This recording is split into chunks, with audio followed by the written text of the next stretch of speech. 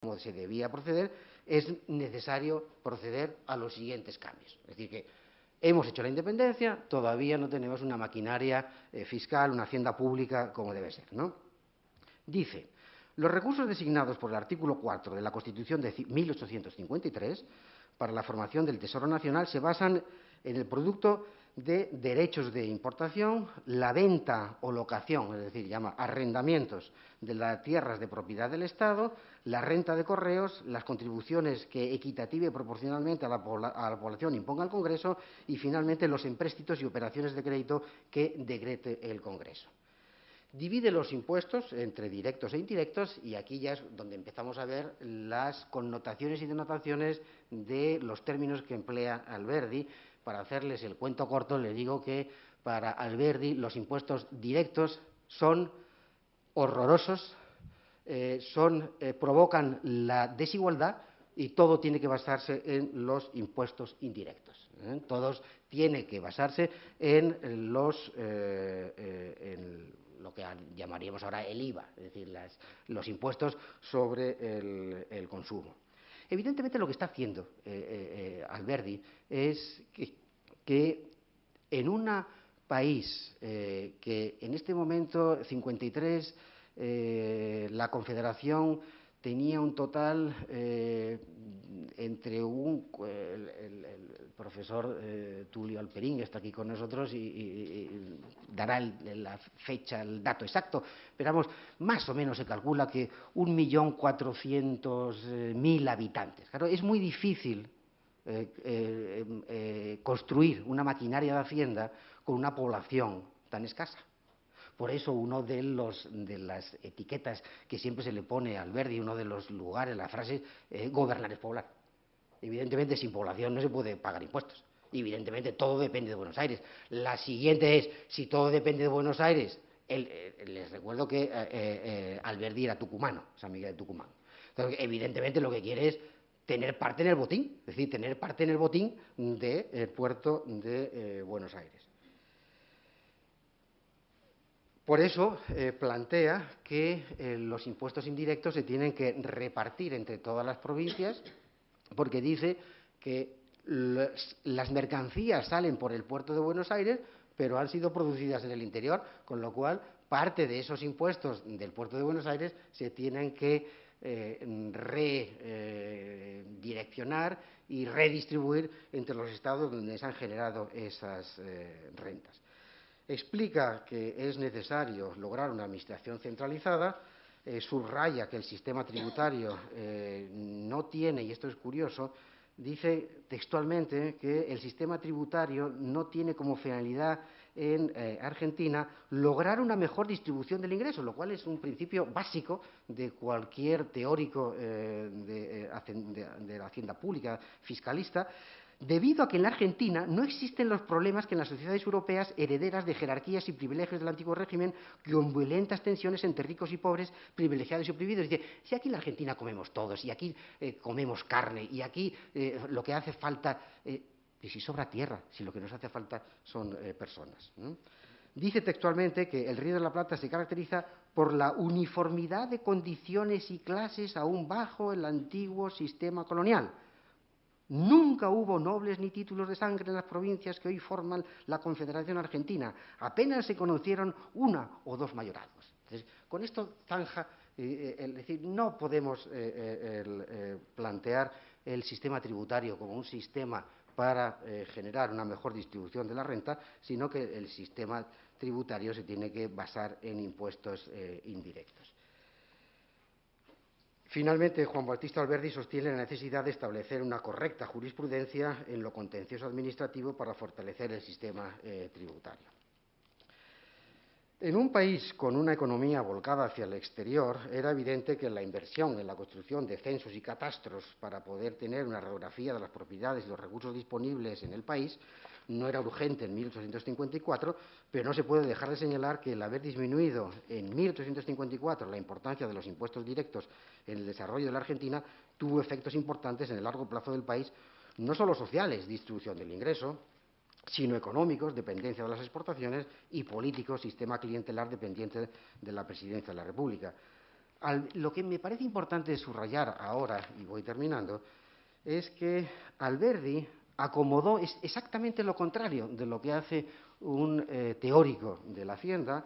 Alberdi acomodó el sistema tributario a la realidad del país, en vez de utilizar la maquinaria de la hacienda pública para tratar de potenciar un desarrollo económico, social y político alternativo a la Federación. Lo hace exactamente al revés. Finalmente, les voy a traer un ejemplo muy rápido, y es de otro secretario de Hacienda, otro ministro de Hacienda, es el Diego José Benavente, Chile. En este caso, la obra que les voy a citar, la que he trabajado, es de 1823, es una época importante. En el caso de Chile, el rescatar la figura de Diego José Benavente es importante porque durante muchas décadas se ha estado planteando que el ministro Manuel Rengifo, que fue ministro de Hacienda en épocas posteriores, ha sido o fue el padre de la fiscalidad chilena, y cuando uno se encuentra en 1823 textos como los de Diego José Benavente y la propuesta que lleva al Congreso, uno se queda bastante maravillado de lo que se estaba planteando en 23 y que después no le hicieron caso. Para ello voy a utilizar una obra de Rafael Sagredo Baeza, un excelente estudio que analiza este periodo de la historia de la tributación y del pensamiento fiscal en Chile. Cuando uno analiza, ya estoy pasado de tiempo, a Diego José Benavente, Diego José Benavente dice lo siguiente. Uno, no hay que encontrar, contrario a lo que planteaba Alberdi, no hay que encontrar los fondos necesarios para financiar los gastos. Esto también, si lo escuchara Bruselas de vez en cuando, es decir, no hay que encontrar los fondos necesarios para financiar los gastos que el Congreso prioriza según criterios a veces no muy claros, sino que hay que comenzar en una primera fase ajustando los gastos a los recursos existentes. Dos, la deuda debe pagarse siempre para no romper la credibilidad del país, ya que el crédito es un recurso importante para las finanzas del Estado, siempre que se maneje de forma moderada. Tres, es necesario, en contra de Alberdi, es necesario crear una contribución única directa. Y dice, hay que crear un banco nacional, una caja de crédito público para... Esto en 1823, una caja de crédito público para amortizar la deuda interna y para apoyar las pensiones de los servidores públicos, civiles y militares. 1823, Diseñar una administración pública centralizada con funcionarios preparados a fin de evitar la evasión fiscal, evitar la corrupción, y manejar y enajenar los bienes públicos, las manos muertas, que no estuvieran en activo para aumentar los factores de producción. Insisto, 1823. Los impuestos indirectos son insuficientes, excesivamente coyunturales, dependientes de oscilaciones en las cosechas, demanda, situaciones bélicas, bloqueos, precios, no favorecen las transacciones comerciales y son injustos por gravar por igual a todos los ciudadanos independientemente de sus rentas, es decir, son regresivos. Subrayó la improcedencia de las aduanas y de las alcabalas. Y finalmente concluye y dice, los impuestos tienen que ser directos y que son la base de una buena hacienda pública y deben gravarse de forma proporcional a los recursos y facultades de los ciudadanos, es decir, renta del trabajo y del capital. Se inventa lo que después vamos a conocer, la declaración de la renta, pero ya lo está haciendo en 1823. Y se da cuenta y dice, para todo esto es indispensable contar un padrón de población, de propiedades, capitales, empresas, inmigrantes, tiene que haber una oficina central de estadística, se crearía en 1843, coincidiendo con la gestión del ministro de Hacienda, Manuel Rengifo, que antes le citaba. Pero en 1823, un individuo como Benavente hace una radiografía perfecta de cuál es la necesaria reforma fiscal que necesita Chile. Conclusiones, porque llevo ya 5 minutos de más y disculpen por ello, ¿no? De todo el material manejado, constituciones y 3 ejemplos, estamos ahora elaborando un siguiente proyecto de investigación al que le he mostrado, que por cierto, este libro no ha llegado, fue publicado por la Universidad Industrial de Santander, por nuestro amigo Armando Martínez Garnica, y se lo dejo a la universidad para... solamente tengo este ejemplar, es decir, que si no lo repartiría, pero no puedo. por no tenerlos, no por no querer. De todo este material de constituciones y de todo el pensamiento sobre fiscalidad se pueden extraer una serie de ideas centrales. Una, a comienzos del siglo XIX, una buena parte de los pensadores de América Latina conocían bien las tesis liberales que circulaban por el espacio atlántico y manejaban con soltura las distintas teorías sobre las bases fiscales que debían tener los nuevos estados. Es decir, no caigamos en la tentación que si no se hizo la reforma fiscal era por desconocimiento teórico. Se conocía.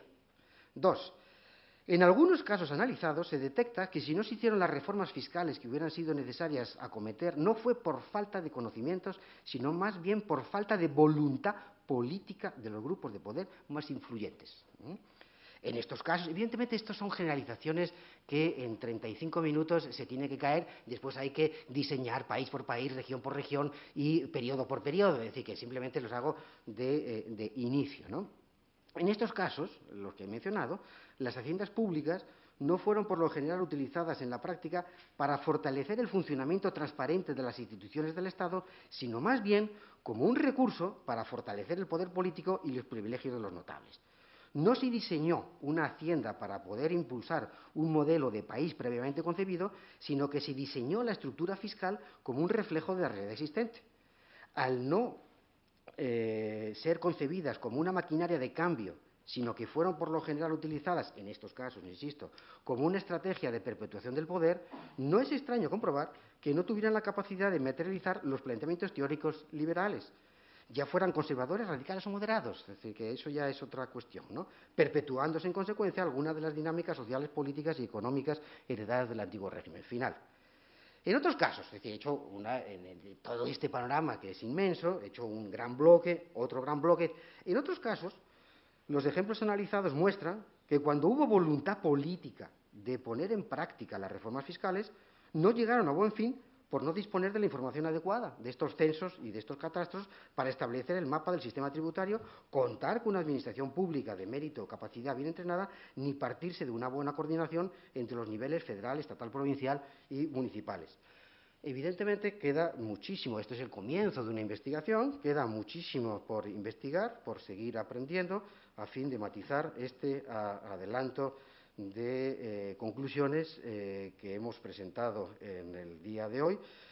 Queda claro, evidentemente, que no se pueden seguir estableciendo simplificaciones para todo el continente latinoamericano y que no se pueden seguir haciendo simplificaciones y recetas para todo el siglo XIX. Tenemos que empezar en serio a mirar con mayor profundidad. Lo único que he querido plantear en la sesión de hoy es que es pertinente dejar de utilizar pues viejas interpretaciones que han quedado obsoletas y que nos tenemos que empezar a remangar para profundizar más.